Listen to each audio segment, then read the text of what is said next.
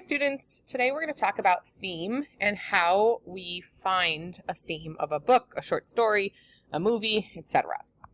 So the first thing we need to do is define theme. When an author writes a story, it's usually because they have something that they want to say about life or the world. And they have a reason for writing the story and for wanting people to read what they have written. In simple terms, the author is probably trying to tell you something important about life. So theme is a life lesson, meaning a moral or a message about life or human nature that's communicated by a piece of literature. Themes can also be found, like I said before, in movies or in plays or in other types of communication. So the picture down here is important because it kind of shows that theme is what's under the water. Whereas the plot is kind of obvious, the storyline is kind of obvious, theme is not so obvious. It's not something that you might notice right away. So keep that in mind. How to identify theme. Themes are written as a sentence rather than a single word. So themes are never just one word. An incorrect example is written here. So sometimes students will read a story about, let's say, an athlete that had to work really hard and overcome hardships in order to become great at their sport. And then students would say, oh, the theme is perseverance or trying hard, right? Well, that is a one-word response, so that cannot be a theme. Okay, theme is never a one-word response. A correct example of this story would be more specific. So instead, taking that same example where the athlete had to try really hard and work really hard to overcome obstacles and become a great soccer player or football player or gymnast, whatever they were trying to do, you could identify the story as, if you want to become great at something, it takes a lot of work and perseverance. So you notice the difference between these two. Perseverance is one word. Okay, that is not a theme. Our correct example is an actual sentence. So you would want to write a sentence as your theme, and then once you have that, use examples from the story to prove your point. So how can you prove that that's a theme? Yay, this is a good thing. So how do we find theme? Although themes are hinted at through the story, and you can kind of predict what they might be, it can be difficult to identify the theme until you've actually read the whole thing. When you finish the story, try asking yourself these 3 questions. What did the main character or characters learn? Were there any lessons that they had to learn throughout the story? If so, the author might be telling you something there. What is the reason the author wrote this story? Did they want to just simply entertain you? Did they want to tell you about the hazards of betraying your family? What were they trying to tell you? And what is the author trying to tell me about life, the way the world works, or about human nature? Did the author make his or her perspective about a topic clear? So sometimes it's really obvious about what the author feels about the topic that they're writing. Do they have a positive feeling, negative feeling? What? So right now we're going to do some practice. Here is a short mini story that I will read to you, and you will do a little bit of thinking about theme after I finish reading. So Carrie loved her phone and tablet. She was always looking at one or the other. Her parents would try to talk to her about her life, but she would just ignore them or give them monosyllabic, which means one word, answers until they left her alone. When she was at school, she'd sneak peeks at her phone under her desk whenever she could get away with it. When she was at parties, she spent more time interacting with the devices in front of her than with the people around her. Even at concerts and sporting events, Carrie seldom removed her eyes from these tiny screens. One day, Carrie was walking home from a friend's house and watching a funny video of people slipping on ice. She began crossing the street just after the light changed. She was so into the video that she did not notice the oncoming traffic. She walked directly into traffic while laughing at the falling people on her tiny screen and was hit by a bus. Carrie sustained mild injuries, so she was okay, but both of her devices were destroyed. As far as she was concerned, her life was over. So now you are going to work for a few minutes about, think about what the theme of this story might be. Remember, it shouldn't just be like technology. That's a one-word response. So I'm going to put the story back up on the screen, and you are going to have a minute in Play Pause It to write your response about what you think this theme is.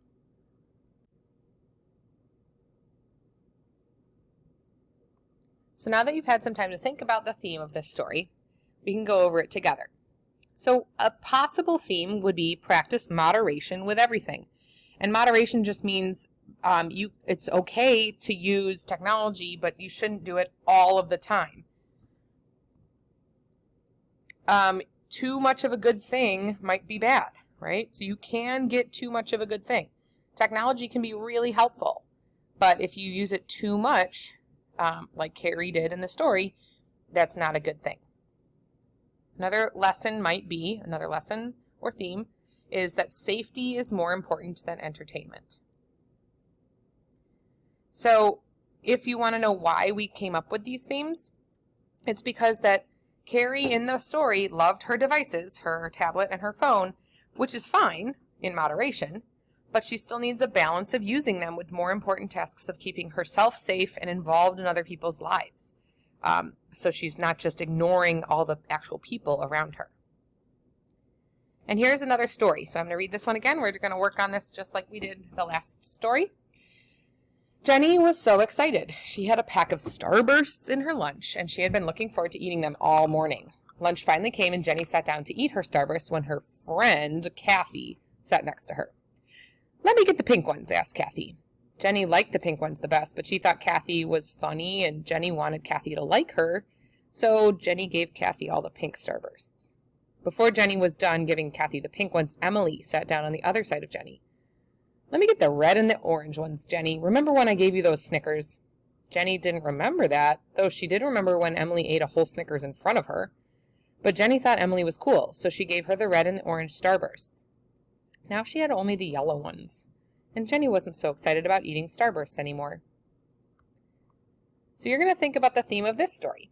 What do you think she learned? What do you think the author is trying to tell you in this story? So take a moment and record your response now. Now that you've had some time to record your response, we can talk about what the theme might be. One of the themes that Jenny might have learned is that you can't buy friends. These girls might have come up to Jenny because they just wanted Starbursts, but they didn't really care about being her friend. It's similar to this one, which is not everyone is your friend. Even though you like them and you might want to be in with some cool kids or whatever, just because you give them Starbursts might not be the reason they become your friend.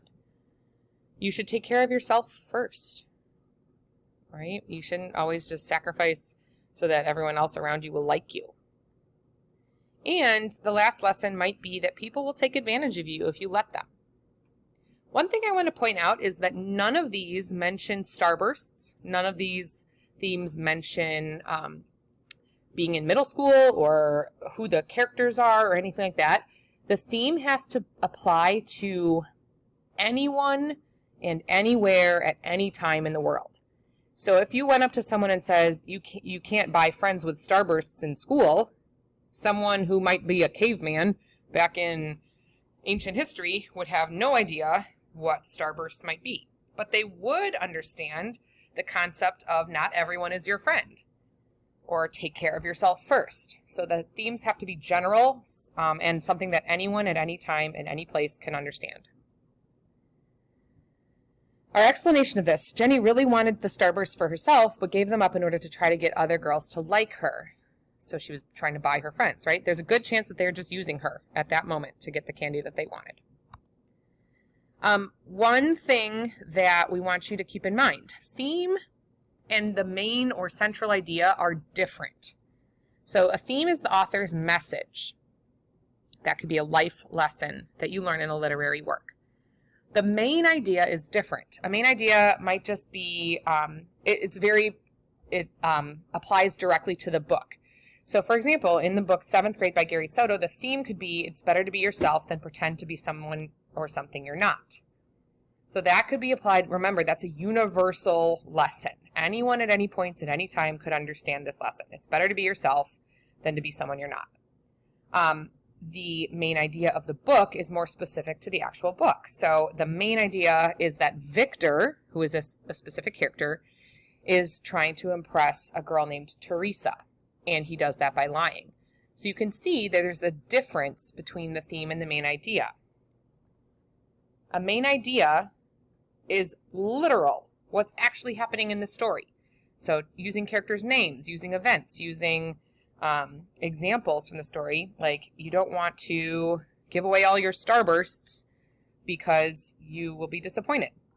Whereas theme is reading between the lines. So you're not necessarily saying anything literally, but you're saying that, well, I learned my lesson because not everyone's my friend, even if I give them my starbursts. So not everyone is my friend could be a theme. Don't give everyone all your starbursts to try to win friends might be a main idea. Okay? So main ideas are more literal. Themes you have to interpret. So now you can kind of think about the main ideas of the two examples, one of Carrie and one of Jenny, that we just had. And maybe you could write down in our Play Pause It activity here the main idea and the theme of one of those stories. And now that you've done that, we're going to talk about writing about theme. So writing about theme requires 3 steps. The first is to state the author's message clearly and directly. So this is if you're going to create a paragraph about what theme is. Then you want to use details from your story to prove your point. So give evidence. You should choose those details wisely, not just selecting random ones, but the most important details. You should clearly describe the parts that support your message and explain how they support your opinion about what the theme is. And finally, you're going to restate the message in new words. So it's kind of the sandwich method. You are stating the theme clearly at the top, using details to prove that theme, and then restate it at the bottom. So here you have an example from Beauty and the Beast, and you're going to take a second here to read this. And the example we've broken it down by underlining the author's message, highlighting the details, and drawing a box around the restated message in your own words. So go ahead, take a moment, and read this theme paragraph. Thank you for listening. You will be asked to try this skill, identifying theme and writing about it, in class soon. So in class, you should be asking your teachers if you have any confusion or you need clarification, or if you're at home, please email us. And we appreciate you listening. Thanks.